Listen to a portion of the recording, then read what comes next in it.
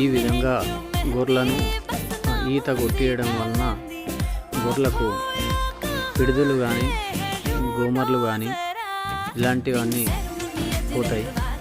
పోయి గొర్రెలు మంచిగా ఆరోగ్యంగా ఉండే అవకాశాలు ఉన్నాయి. కావున రైతులందరూ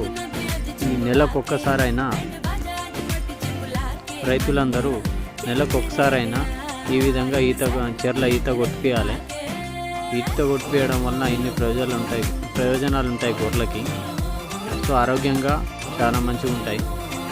అందరూ నెలకొకసారైనా ఈత కొట్టించే విధంగా ట్రై చేయండి.